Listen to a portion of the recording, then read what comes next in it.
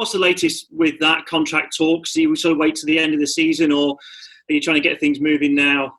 Yeah, that's all with the chairman. He knows the situation, so that's all with him. Okay. You had really a lot of proud comments after the game about the way they came back. You did say that first half did lack a little bit of intensity for the first time since this sort of restart. Is that just the kind of intensity in the way the games are coming thick and fast? You think it was down to that? Possibly. I think, sometimes games, even when there is a crowd in the stadium, sometimes have a bit of a flat start to them. It was by no means a mile off. I just felt it was the first game that we've had since the lockdown where it just seemed to, both teams looked a little bit, not quite where they normally would be. Second half, it picked up again, I felt. It might be due to the amount of games. It might be just due to the situation. It might just be one of them occurrences that sometimes happens. Because as I said, even when there's fans in the stadium, sometimes you get, a flat half where the game's just working itself out. Well, let's talk about the fans, because it's just been announced that there's a potential that fans might be coming back in the autumn. How much of a boost is that to football as a whole and to you as a football club at Turf Moor? Yeah, we'd be delighted, obviously, when fans can come back in the stadium, because that's got to be good signs for everyone. It's surely got to mean that people or the country's getting better and healthier and dealing with COVID better. And all the things that have been put in place to try and stop the spread and therefore allow us to live slightly more normally, well, it must be having an effect if that's the case. So we want that to happen, of course, but as long as it's right and appropriate to do so. I have a quick word on Chris Wood. I don't think anyone scored more goals in a single season for Burnley in the Premier League than him. Some really good stats coming out about Chris Wood at the moment. What is it about him that's just sort of taken to the Premier League? And what did you see in him, buying him a few years ago, to bring him in thinking that he would do the job that he has clearly done? Well, going back to then, I think we lost Andre for a good fee, and we wanted to try and bring someone in who was different, and if we could better that situation, we're always trying to do that. There's no guarantees, but Woody was a player I'd known for a long time. He'd had a lot of different experiences, a lot of clubs on loan and stuff like that. Similar but different with Sam Vokes. Sam Vokes became a figure here because I told him he needed a home, and we wanted somewhat of that with Woody. I know Woody had a couple of good seasons at Leeds, but wanted to give him a base to work from. And I felt it was important for him to know that. And since he's been in, he's done fantastically well. His all-round game continues to improve. His awareness of the Premier League improves. And he keeps scoring goals, which is obviously a key part of having strikers in the building. So, yeah, pleasing all-round for him and for us. Yeah, double figures for the last 3 seasons as well, in a real sort of select group of top players. Do you think he gets the recognition he deserves or not? I don't know. You'd have to speak to the individual. Some players like that recognition. Some players are not bothered about it. He just gets on with it, I think. He's got a good manner about how he goes about his business. He's very strong-minded about what he is and what he needs and what he requires. And I think so far he's done a good job of the varying moments in time that have been important to him and to us. And a little bit unfortunate with an injury as well, because he was flying before the lockdown and just missed the beginning part of this. But even with that, his mentality's been really clear. He's been desperate to get back, and he's shown that by getting back quicker than we thought. How tough is it to pick a striker from a lower league to bring into the Premier League, and how big a risk is it? Do you know, it's tough bringing strikers in anywhere. You've seen strikers be brought into the Premier League for massive amounts of money and not always, done as well as everyone thought. It's a very tough league. Strikers, I feel, is still the hardest position on the pitch. And in such an important position and a valuable position. So I think we're really pleased with the clutch of strikers we've got, and he's had a very good, strong season again. I know you said it's all about putting the ball in the back of the net that you like to see in a striker, but is there any sort of stats that you look out for when purchasing a top striker that might join the club? No, I think that's the obvious one, and assists, but you want to know about their all-round character. Can they come through tough times? Because it's not easy in the Premier League. For strikers to score goals in the Premier League, there's often, not always, but there's often a lean spell where it doesn't quite go your way because some of the power of some of the teams you play and the strength they have. And you've got to have that resilience to your nature where if you have a quiet spell, you've got to come out of it and remain focused on your job as a striker or your first job, which is to try and score goals, obviously. And I think he does that. But I think all the strikers here have learned to do that. They know that, the chance are they're not going to have loads and loads and loads of golden chances per game. So they realise they've got to take the ones that come their way. And I think we've done well with that. The important moments we've often found. Travelling to Norwich then at the weekend, trying to get this 54 point. Is that something that you're desperate to get to obviously become the highest, your highest point scorer in the Premier League? Not particularly. It'd be nice, but we're not particularly looking for that. We're looking for the players to continue performing how they are doing. That in itself is a challenge. Obviously Norwich have had a tough time of it this season, but it doesn't make them a bad side. It just makes them a side that have been trying to learn and trying to find a way through the Premier League. It's very tough. I've been through it and went down and then come back up. It is very tough. So we don't take anything for granted. We know we're going to have to earn the right once again, and we're going to have to do that by playing well. Is Europa League still in the sights for you? I'm not really thinking about that at the minute. I mean, I've been marvelling at the players, their physical prowess and attention to the shape of the team and the tactical understanding, and also their individual deliveries. And if we keep doing that, we'll find out where it takes us. But that's the focus for me. Is that a credit to the players during that lockdown when there was no football on and the uncertainty of when it was going to start the Premier League again, that they kept themselves fit and ready to start at any moment? Oh, massive credit to them. The respect they have to the sports science staff and the way they work with them, the way they operate, the respect they have to their professions, and then to come back so fit and ready and mentally ready as well, because we've had a few challenges with players leaving and injuries. That's been a massive credit to them and all concerning my staff as well, who have worked so hard to make sure them players given all the backing and support they needed whilst the lockdown was on. Cheers, Sean. Good luck this weekend. Thank you. Thank you.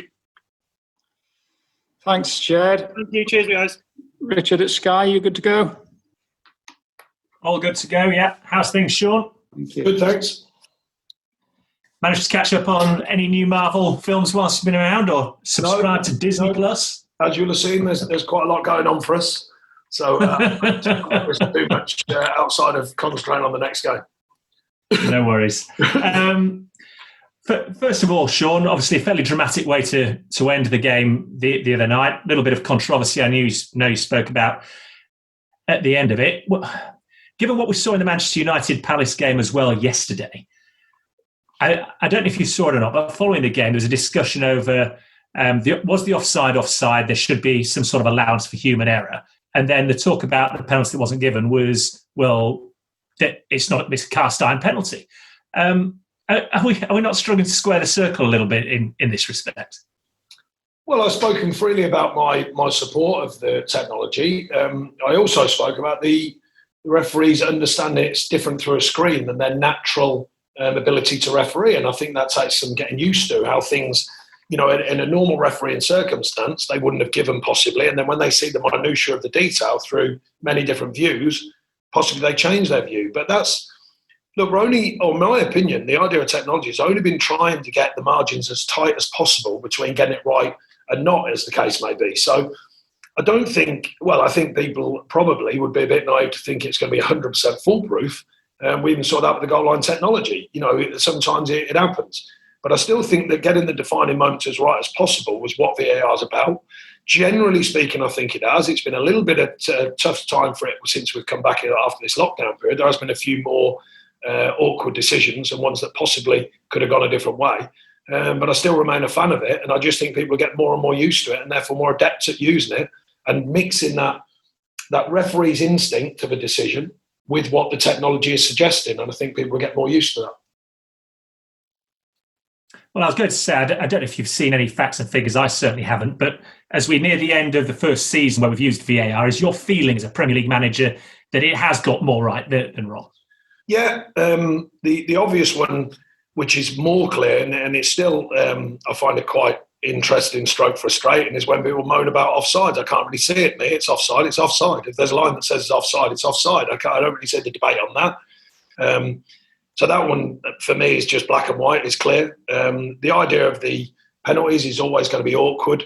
No one's even mentioned simulation by that. It's disappeared. No one even gets a card anymore, which is frustrating for me. I don't know where that lives in the game. VAR could clean that out the game very, very quickly, but no one wants to, it seems. So I think there's bigger pictures VAR could be used for, and that's the good of the game. At the minute, it's just to officiate the game, which is obviously the key thing. But some of the stuff I've seen with people falling over as usual is bizarre to me that VR doesn't use that more wisely and get that to go out the game. And just to remind you, I always make it clear, I'm not talking about getting a touch and going down. That's always been there. I'm about absolute clear people diving on the floor. So that should be, with VR, in my opinion, out the game, and it should disappear.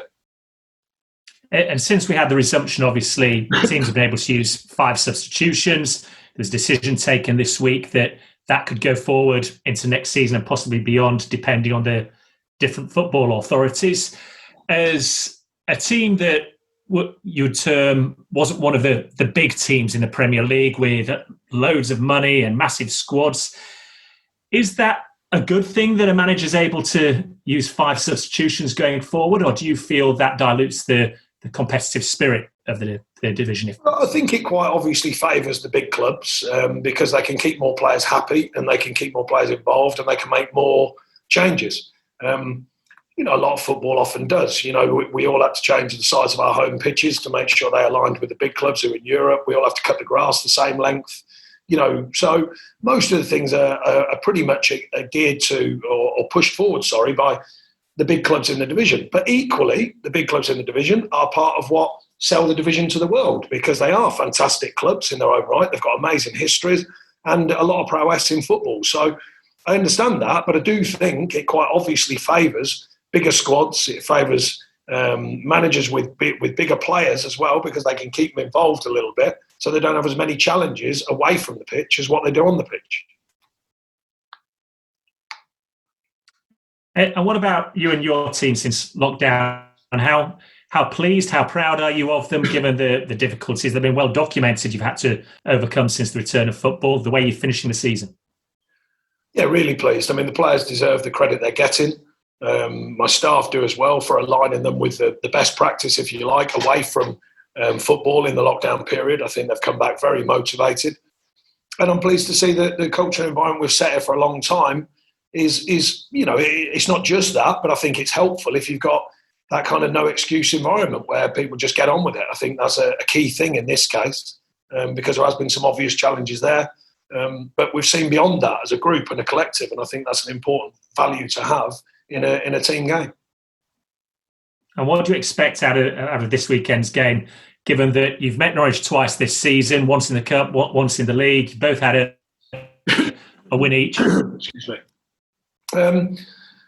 Well, having been through that, I think there'll still be pride, there'll still be a passion towards the game. I still think they want to finish the season as well as possible. We've got to safeguard against that by ready to deliver another performance. We have been delivering, but we've got to make sure that we're clear-minded with that. More challenges come our way with the loss of Charlie Taylor as well, but Jay Rodriguez should be fine. So I think we go there open-minded, as we have done with all of these games after lockdown, to go and look to deliver first. If we can deliver a performance, you often get the outcome you want. So we've got to remind the players that is going to be needed. We don't take anyone in the Premier League lightly, nor should we, because it is so tough going around the Premier League winning games. So it's more about being right and proper to mentally and physically ready to deliver a performance. And that's certainly what we've been working on since the last game. Even today, a super short session, a light session, a bright session, just to make sure their bodies are going and their brains are working, ready for the game tomorrow. When you talk about the pride you expect from Norwich, is that what we saw in their performance against Chelsea the other night? Yeah, I mean, look, like I say, we've been through it. We've had that, unfortunate experience in the sense that, we went down the first time we came up, and I think we finished. I think it was win draw or win draw win or something like that. I can't quite remember. It's a long time ago now. I've been here a while. But the fact is, the players are still motivated to finish the season properly. And I think they'll be looking to do that. So that's certainly something we've got to be ready for, is a tempo to the game, possibly a rise in their performance. Because I know it sounds crazy, but the pressure release is off. It's done now. And weirdly, that opens people up a little bit. And they think, well, let's get on with it. The pressure is a funny thing in Premier League football. It affects people in different ways. So as I said, we've got to make sure that we're ready for any reaction and give our own reaction to go and get the outcome we want. And what about you and your plans for next season? Where are you now, Sean? Because obviously you could finish potentially as high as maybe 8th if results fell your way. Players have already gone. There'll be players to look out for next year. Where in that cycle are you right now? Well, we're focused on finishing this season properly because that's the first thing that needs to be done. And if we do that right, we don't know where that'll lead to with the league table. Planning behind the scenes is well documented. The chairman knows the direction that we think is appropriate and where we need to go with it. And then it's time. It often is with us. We don't. I've never had a budget since I've been here, so we can't plan on budgets. So therefore, it's time. It's time. It's working out the market, looking at the market, defining what we're going to need the best we can, but also staying open-minded for the twists and turns that come in the market. Often we've nicked players out of situations where we've heard something else is happening at a club, and we've managed to get the player who's kind of surplus, and we've done very well with that. So I think there's a bit of everything in that. And of course, we haven't got the dates yet, but we're imagining some form of rest because obviously lockdown was a peculiar kind of rest for all of us. It certainly wasn't a rest that we imagine laying on a beach or, enjoying fun times with a family. It was kind of that odd kind of rest where you're away from it all, good in many ways, but equally, it's not the same. And then you've crammed all these games in this short period. We don't know the date yet, the given date, but when that's agreed, hopefully it will involve some form of a break for all concerned so that we can refresh and get ready to go again in quite a short turnaround period. All right, Sean, we'll wish you the best of luck. And although you might have been there a long time, I can't see any grey hairs yet, so you've got a few more years. There's a few on the chin there, mate. Look there. I'm looking at me Zoom. I'm going the wrong way there. Given the sideburns, just hanging on there. Ginger gene is strong. The ginger gene is strong, let's say. You've shaved them off, haven't you? Compared with this. Crabbers. Just a couple of my friend. Thanks, Richard. Thank you. Cheers. Yeah, thanks, Richard.